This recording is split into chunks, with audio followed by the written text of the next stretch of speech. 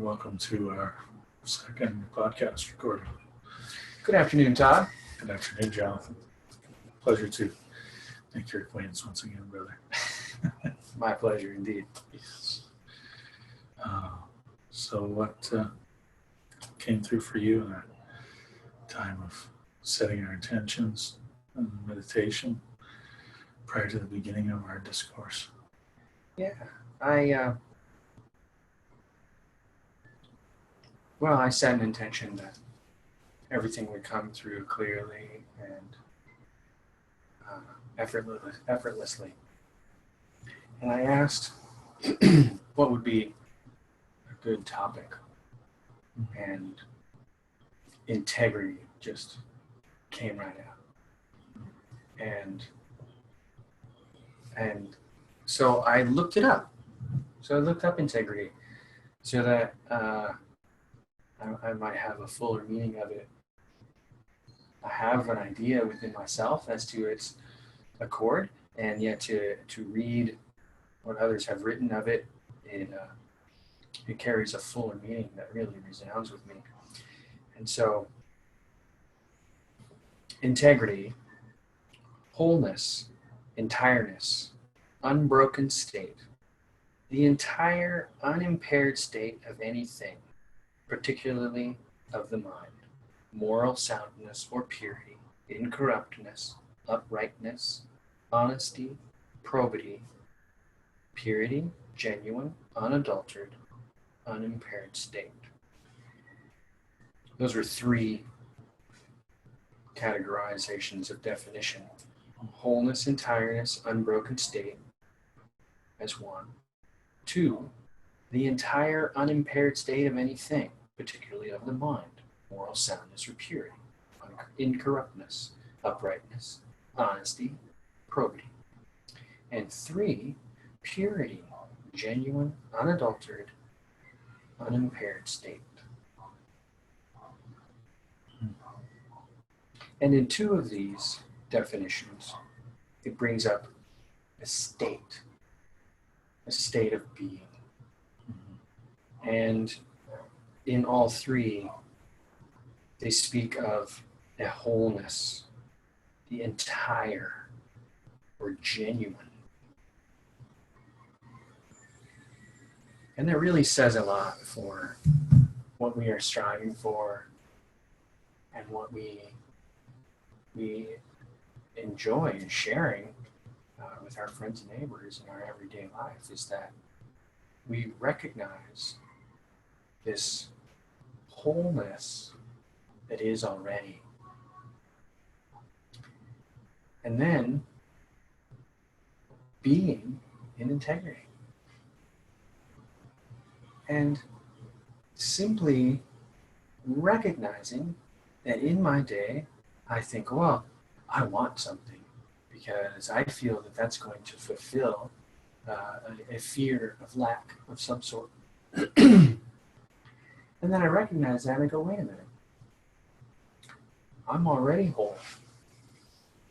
And that's being in integrity with that which I have already realized.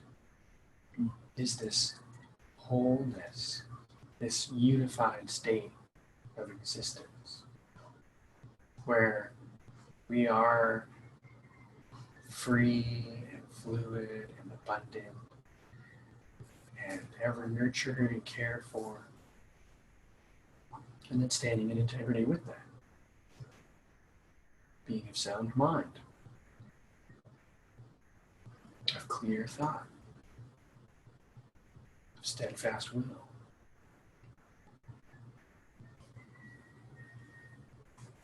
What came up for you, Todd? It's interesting. I like to see how I'm curious to see always how the intentions, are coming through two different beings, yet of a similar essence. Yeah. As I found myself dropping in and just asking to connect to, what Creator wishes to share on this day, coming through us as two willing vessels. And then I found myself going to scenarios where I've imposed judgments on others. And then I was quickly reminded to just come back to the self. I was raised with the saying, people in glass houses should cast stones. Yeah. And it was clearly bringing me back to, it all begins within.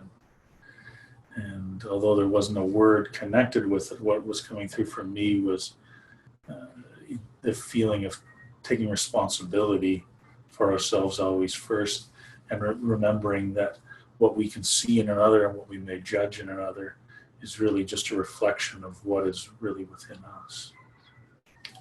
And then you come out and say that it's about integrity. Well, what is being whole with oneself and being responsible for oneself is a big part of integrity. And if we talk about the overarching theme of humans being and looking at that concept of just being and what that means, and we got into that in our own way on the previous podcast. I'm really connecting with how linked our being integrous, our being in integrity, aligns with our beingness. What I'm really receiving is how much, when we are integrity, we're not telling ourselves any untruths. We're not shifting responsibility to anywhere outside of us. Within that being, we are looking at truly what we are authentically, what our unique talents and abilities are, what is within our space of joy to be in any given moment, and being in integrity with that. So it's an interesting one to explore, and an interesting synchronicity as it often is. I initially wanted to ask you what came through for you, right? And I was, I let it go. I waited for you to ask instead. In seeing the play, however, I recognize why that was the impetus, and so when we talk about how we have these outside images of others and we put labels on it and we cast them in that light, and then we recognize that we have done that, and then we move back to the self in our conscious awareness, and we in that moment recognize also that we are whole, sound, and pure, and that life is unfolding perfectly as it does, and that's moving back into integrity. And then we would have that return to integrity. By the way, the definition that I read comes from the American Dictionary of the English Language, the original Webster's. It was not called Webster's, it was called the American Dictionary of the English Language, if anyone cares to verify. Thank you. I know that my particularness and detail-orientedness often appreciates those sorts of things. Yeah. But it had passed out of my awareness, so thanks for bringing it up. Yeah, the nature of word in describing our reality is quite fond for me, or I'm quite fond of it. In aligning with integrity is, for me, aligning with forgiveness. And that has been such a blessed teaching in the past 6 months, let's say. And recently, really strongly with the statement that you had shared, or a little mantra of we forgive, we forgive, we forgive. Forgive we, forgive we, forgive we. And in that has been so profound in my life. And recently, even today I was talking with a mutual friend, and that came up again when forgiveness is spoken of. I remember that forgiveness used to be an idea of cop-out for me. Like, oh, forgiveness. Yeah, go into forgiveness. Sure. First blame something as being bad, and then turn around and say, oh, but I love you anyway. And really, that isn't forgiveness. It's like displaced judgment. Whereas I recognized true forgiveness is moving into the absolute, where one would say we come into absolution, the state of being with the absolute. And that is forgiveness. In the way that I've recognized forgiveness is that this existence that I am an expression of is of a giving nature, of a moving from the center of being and expressing, let's say outwardly, but expressing. It's a giving forth, a rising up, a moving, a getting bigger. All of these sorts of ideas about how the sun emanates its light out infinitely into the universe around it. And moving into a state of giving prior to and about the judgment of a scenario. And so forgiveness prior to, a giving state prior to, and encompassing the situation that a judgment has been placed upon. And so moving fully into that giving state about its entirety is being in integrity. Mm-hmm. And it's also what's coming up for me right now is how that forgiveness is a very selfish act. Being in integrity is also a very selfish act. Being with which that you feel to be integrous to your being. Mm-hmm. That feeling of forgiveness, of allowing yourself to recognize that which has already been given to you through Creator. Mm-hmm. We are always in each moment forgiven for whatever act we've committed, be it in thought, in word, in deed. We are always forgiven. We are always seen back in the light of our origin, capital L, capital I, capital G, capital H, capital T. However, that can be sometimes the most difficult thing for us to accept. I know for me, we were talking about this the other day, that there'd be situations that I would be unwilling to forgive that had transpired with another person, words being exchanged, those actions being exchanged, mm-hmm. and my unwillingness to let that go. And realizing, like we were talking a little bit about with karma the other day, was that, when you're saying to someone, oh, karma's a real bitch, or wait till it comes back around on you. Well, really all we're doing there is extending some negative psychic energy towards another situation, another being, another group of beings. Really where that resentment is being held is within us, within the self. So the same with forgiveness, or a lack of forgiveness, being without forgiveness. When we are refusing to extend that forgiveness to which our source has already passed, it is us, the self, who hangs on to it. Mm-hmm. And that is like a cancer within us that just eats away. Can we be in integrity when we have resentment, lack of forgiveness, being without forgiveness that is eating away at us? Yeah. Yeah, especially when it's inwardly pointed. Mm-hmm. And the thing being that it can often be we can feel that it's outwardly pointed, yet it's really only inwardly pointed. Yeah. Because as I've found to be such an amazing truth, what I see in others and what really raises my ire in someone else are those things that really raise my own ire about me. Mm-hmm.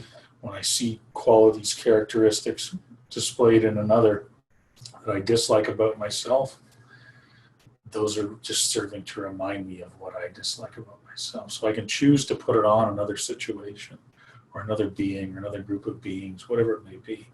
Yet really, it's all coming back to the self. Yeah.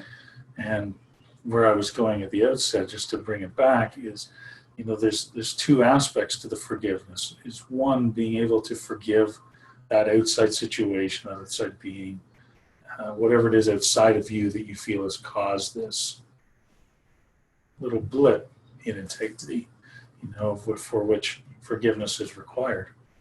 Then there is also that part of being able to forgive them, but also them being able to forgive yourself for making the determination that which you observed and were without forgiveness around was something that required that resentment. So forgiving the act and forgiving the actual observation and resentment that's being held within. Yeah. And even I think beyond just two-parted, because there's so many different layers. Then we can start to look at what's the protocol that's been created within the self that's outside of our origin in the light that has caused that interpretation, that observation to be in judgment, to be outside of connection with all, integrity with all. Yeah. So we're getting into many layers here, as we expand forgiveness. And I love the tie-in with bringing the forgiveness element in with integrity. Yeah, and the idea that really keeps moving through me about this integrity, forgiveness, judgment, is that when I have moved into a higher perception of reality, let's say, and it's not higher or lower, it's that just maybe I'm seeing through it all with less attachment, that I still have patterns. And so we move through these patterns with grace and ease, or we move through these patterns with hang-ups and judgments. And we hold on to ourselves and say, well, I really judged that person over there, but I've forgiven them. And then I've forgiven myself for having that judgment. But have I really? And will I be at ease with myself as it comes up again? And so for myself, I like to look at those and see them and go, wow, I'm so thankful that I see that I went into that mode of being, into that mode of judgment, or into that mode of holding against myself for having that judgment, and really just being grateful for it. And that gratitude is what will propel me in integrity. That gratitude for having that awareness, I will have that awareness sooner and sooner. And I will hold on to myself less about it and be less owning of it and erroneous in my thought process. For there isn't anything that I need to stop or curb as far as behaviors. For everything that I put energy against is actually putting energy toward, being the focus of something. If we were to say, well, that isn't so, we remove the word not, for it carries no vibrational power, and we say, well, that is so. And so in this process, we have the opportunity of staying in integrity with our highest truth while witnessing life occur within, through, and around us, and let it be. When I jump up and say, oh, they cut me off, man, I'm so short on time right now, that really irks me, or pisses me off, or I might even get more flowery with my language in the moment. And then I say, oh geez, Jonathan, there you've gone again and said all these horrible things, and you fell down in the ditch of despair. And then I'm like, okay, brush myself off. Okay, I forgive myself for having made those statements. But really, the point in being is recognizing that I don't need to own it. It's already done. It's already gone.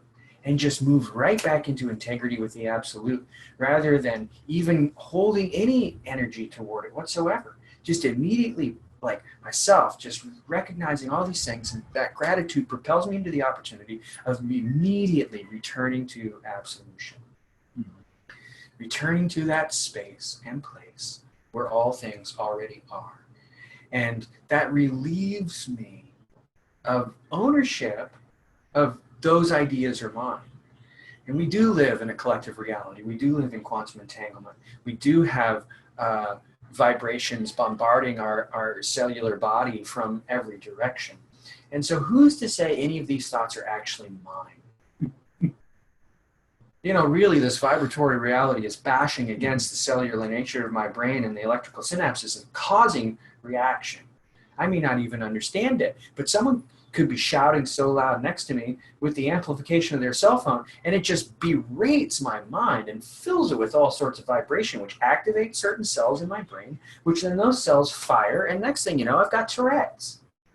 Or maybe I don't, but there is so much going on that the more that we own it and say, oh, that's Jonathan. Jonathan did bad, or Jonathan did good. Well, if I stop making it right or wrong, I can easily move into the state of giving and receive the forgiveness, that forgiving nature. Why am I forgiving? These hands are forgiving. Love is forgiving. Love isn't ownership or possession. Love is a giving nature, an emanation, an opening of a rose, the shining of the sun, a rainbow in the sky. And we can move right into absolution by being in integrity with it. Mm-hmm. And what comes up for me is that it's one thing being without owning it. It's another thing to take responsibility for it. Mm-hmm. And I feel that's a huge part of integrity. Really taking that responsibility and owning what it is, whatever act that is that has come through you, be it from outside influence, energetically, physically, metaphysically. And just, not being the place of taking it on or assigning blame, placing yourself in guilt or shame, yet really just taking responsibility. I love the Hawaiian technique of Ho'oponopono and for healing. That first part of before the apology, as it was taught to me, was all about the taking of responsibility. Mm-hmm. And then we can take responsibility for anything because there's no separation. We can take responsibility for anything that exists. If we wish to clear trauma that still exists among Holocaust survivors from World War II, we can take responsibility for that as a being. And also we can take responsibility for our own actions. Mm-hmm. and standing outside of guilt, outside of shame. Because those just drop our vibration to such a low level, we just become feeding ground for more of that low vibration. Well, I really love what you're saying. I just would like to interject. Yes.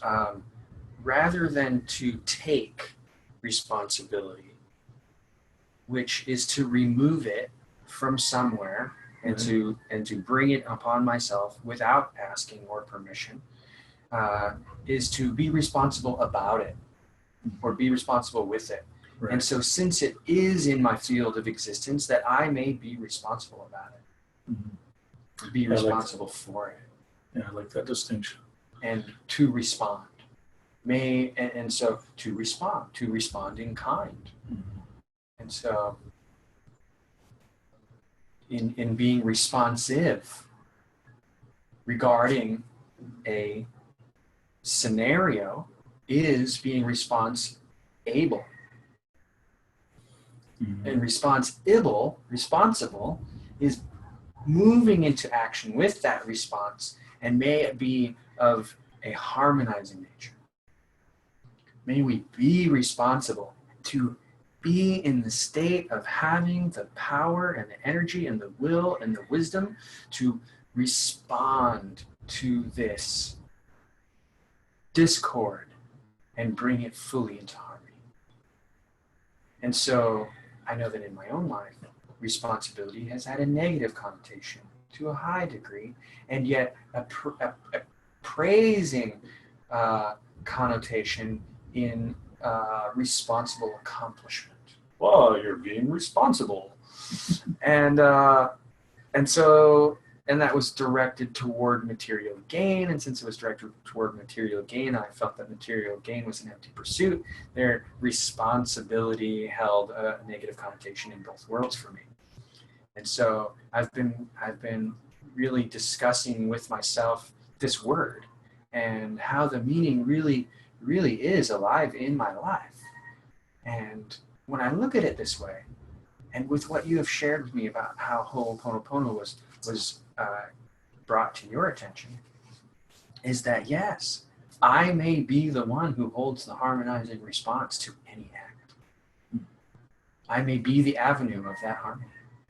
And it truly isn't mine. And it truly isn't theirs. And so that I may stand here and say, yes, may I be the conduit of this harmonizing. And therefore, be responsible about and with whatever has occurred. If a car crashed into somebody else, and I have the ability to, and the wherewithal to be the one who repairs the broken car, well, may it be so.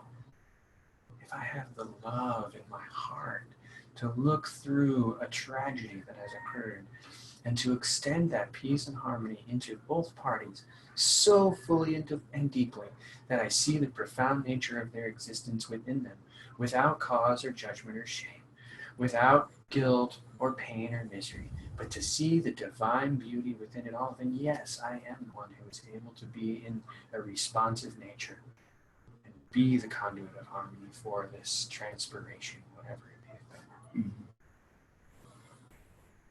And a beautiful way that I like to use it, what's coming up for me, is to use Ho'oponopono, that being with responsibility for any space that I enter, and taking and being with, without taking, being with responsibility for any absence that has ever entered those walls.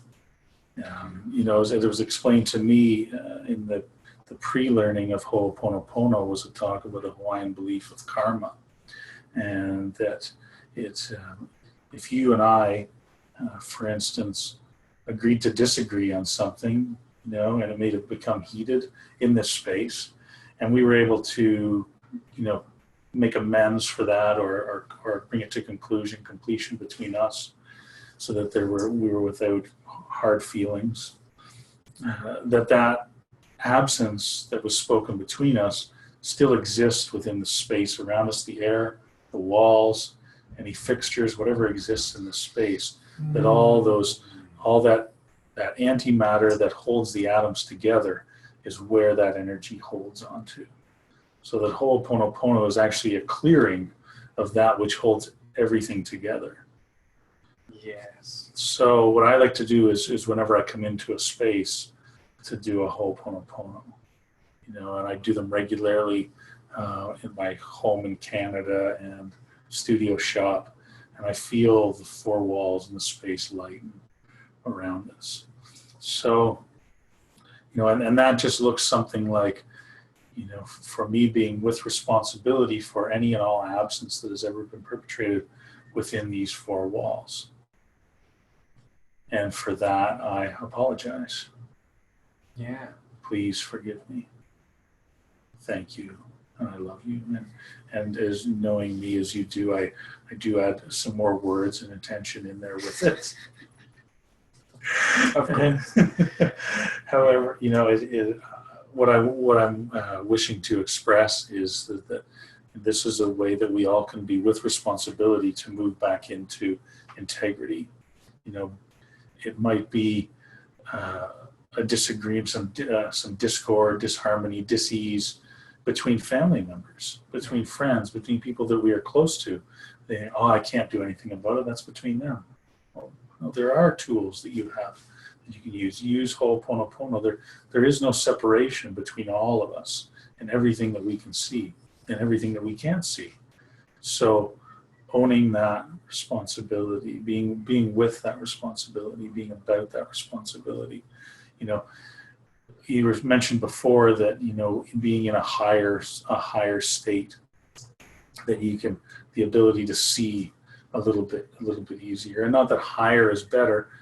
There is vibratory states that we all exist in. Scientifically, it correlates to how quickly those electrons are jumping orbit levels within our atoms. Mm-hmm. What it does correspond as well to is to our thoughts and feelings. And are they of a nature of love, or are they a nature of fear? Are they in the light? Are they in absence? When we're in the light, capital L, capital I, capital G, capital H, capital T, our vibration within our body is extremely high. When we're in fear, when we're in absence, the vibration is very, very low. That's when discord, disease, disharmony exists. So when we are, when we do see something happening, observe something happening outside of us or within us, because there really is no separation, we have the opportunity to lift that off. And that higher place just gives us the beauty of observation. And as it's come through to me, that from that higher frequency, we can see the connection points and the disconnection points a little easier. And we have tools like Ho'oponopono to allow those to come back together. So where this is leading me is just, distinguishing between self-integrity, and integrity of the whole, of which there really is no separation, the self being a microcosm of the macrocosm. And within it, the responsibility that one can be with, to allow for the healing, the integrity of all. Yeah, that's so beautiful. Just spurs me on in like the ideas about a broadening awareness of how we are able to really affect our reality by getting out of the way. Mm-hmm. And for the recognition that's occurring here is that it's not about the outside person, who I so deeply believe in as being all of reality, but however it's when I move into integrity with the absolute, it's the absolute that is having everything move into harmony. And so as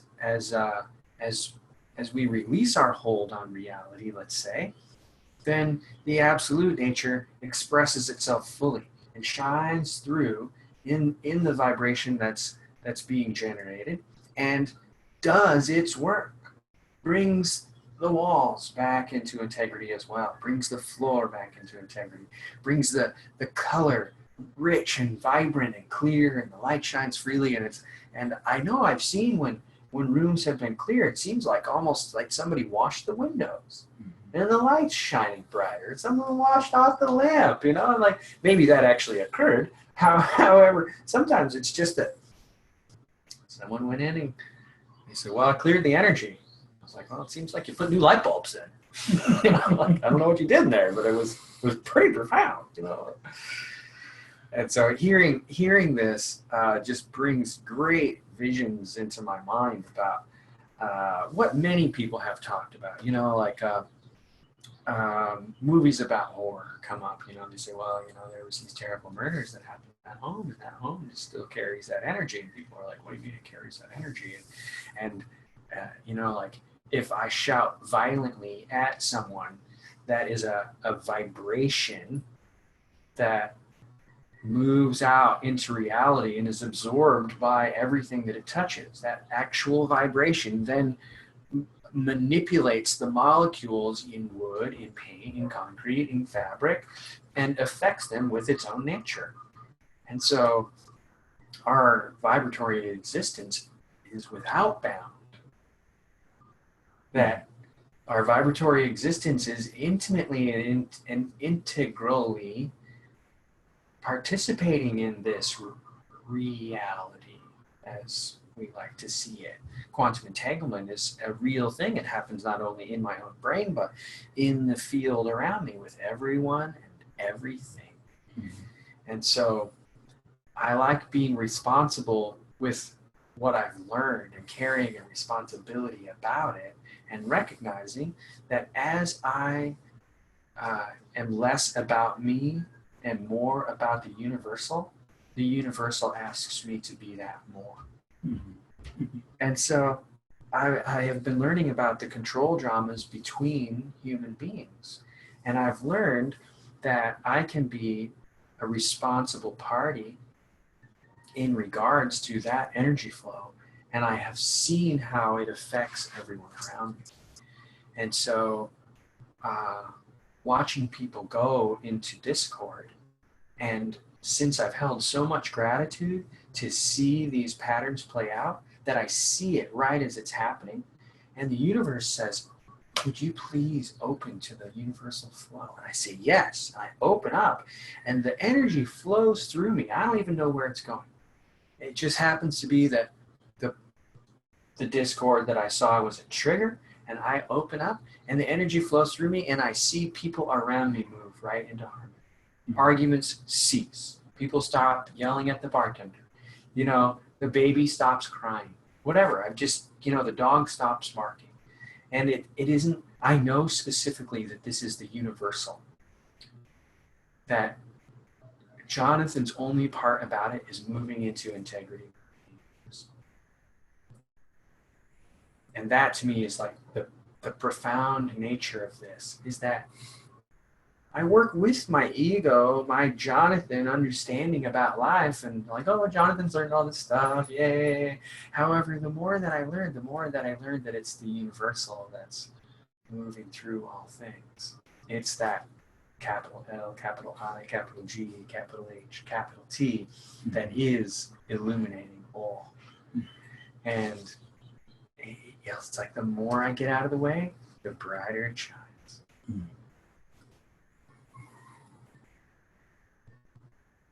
Yeah, I'm reminded of Alan Watts talking about if we think of ourselves as very much part of the fabric and structure of existence itself.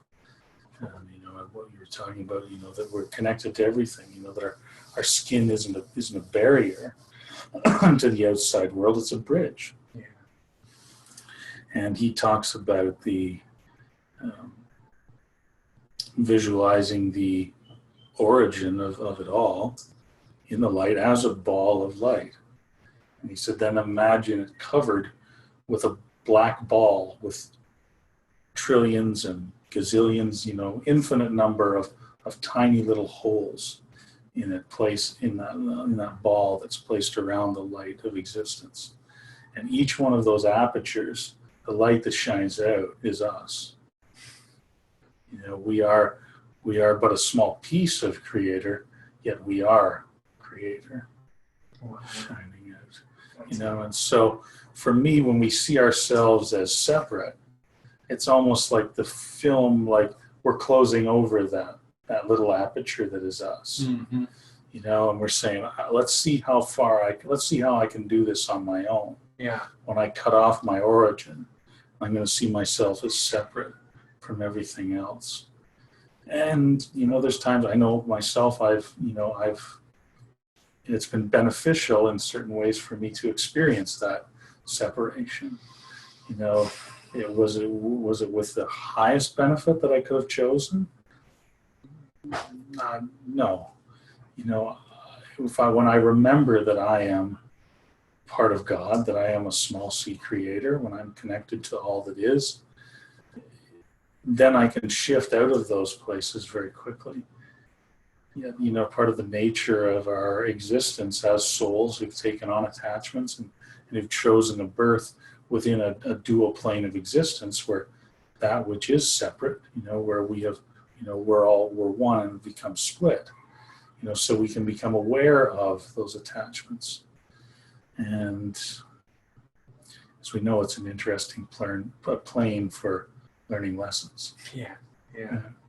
Well, I love that description of the ball wrapped in let's say a cloak and little pinholes, and rather than seeing ourselves as the light shining from the eternal, we see ourselves as the outline of the whole.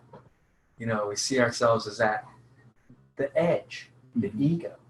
Mm-hmm. Well, like, this is who I am. I'm this little hole that the light.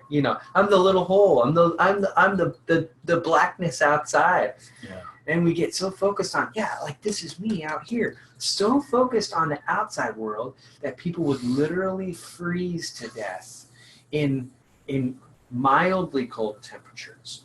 When reality is that this body is so magnificent that it can literally dry bed sheets that have been soaked in ice water on a wintry day. Literally.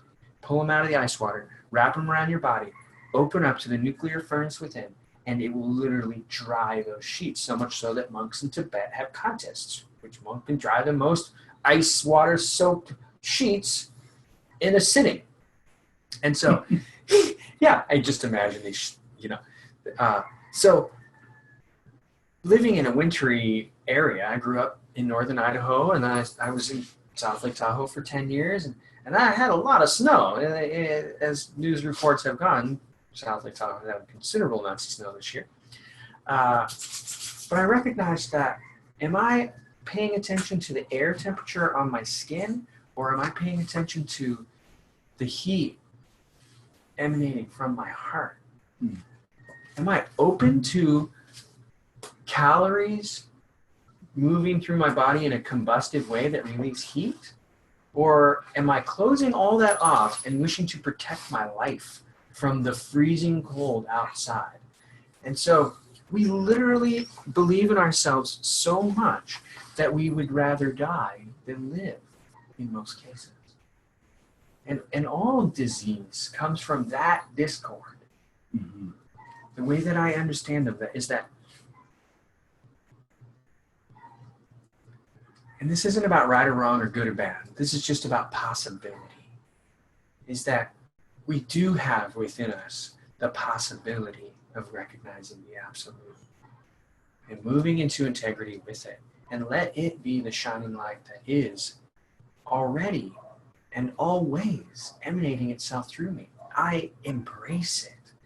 And if there's so much Jonathan that Jonathan needs to do something about life, may I simply let go and let God. Let go and let the light of truth that is already shining shine through me too. Mm-hmm. And then I will realize that Jonathan didn't let anything happen. It was already happening. You're letting go of that control, that individual control that we think, the little I thinks, that we have control over. The little I confusing itself as the big I. Yeah. Yeah. The little C, big C. Mm-hmm. Who's C? The sea, the ocean, the firmament that is so vast that we can't. We have this idea of there being an end to it, yet unable to find it. Unable to perceive it with the naked eye, unable to perceive it with a telescope, unable to perceive it with the best technology that we can come up with right now, that there is no end to the reality that we exist within. And if we want to dive into the minuscule, there isn't a limit. There is only a continued vastness, as broad and beyond understanding as we dive into the infinitesimal. We can go smaller and smaller and smaller and smaller and smaller and smaller without end. And we have scientists say they have come up with the concept of string theory, that inside of the particles that are inside of the particles that are inside of the particles that make up atoms are these vibrating strings of light. Well, I recognize right now that there is no man-made technology that has the ability to witness those. And so I know that that's a calculation by somebody and a theoretical idea presented that others might align with or not. So regardless of that, the truth of that is that the deeper we go, the deeper we can go within. And the same with the outside. The further we get outside of ourselves, the farther outside of ourselves we can go. Either being without right or wrong. We are in this experiential reality. We have an opportunity to be expressive. We have an opportunity, first and foremost, in being. How do I want to be? What do I want to be? If I'm so important, may I choose being? May I choose my state of being? And in that choosing state of being, I may recognize that life is already. Is where it just is resounding ever more frequently in my own consciousness that life is already. and always, in all ways, life is.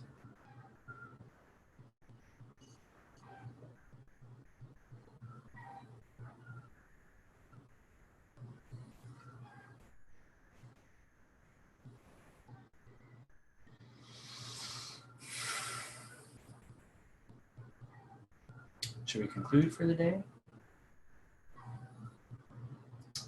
One thing that's coming through fairly strong to be wishing to be heard is, that in the most simplest way, when we think about being, how can I be? To let go of any notion of doing. There's nothing that has to be done. The line in the Tao Te Ching, he does nothing, yet nothing is left undone. We just be what we are. Everything gets done, and it's all in a state of joy. When we are in a state of being, we're in our highest natural state of joy. So, for what's wishing to come through is just a practical tool that one could choose to implement. Is anything that they feel that has to be done. Anytime you're saying, I have to do this, I need to do this, I should do this, ask yourself, does that come from a place of being? Or does that come from a place of doing? Mm-hmm. And when we're endeavoring to do, we're not allowing, that divine grace to flow through us. Yes. We've tried to cloud over that aperture of light, and stand outside of it, or just focus on the separation, that blackness between, this hole that's me and that hole that's you. Mm-hmm.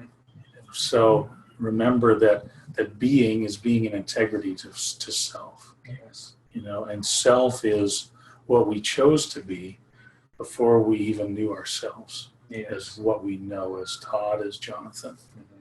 Mm-hmm. We are. Be in integrity with self. When I endeavor to do, I'm actually being something about it. I already am being. May I recognize my being. And the doing is effortless. Mm-hmm. It becomes joy. Yeah. Mm. So thank you very much from the island of Kauai. We have Todd Allen. And Jonathan Lee. Thank you so much for joining in. Aloha. Blessings to you all. You're all amazing and we love you.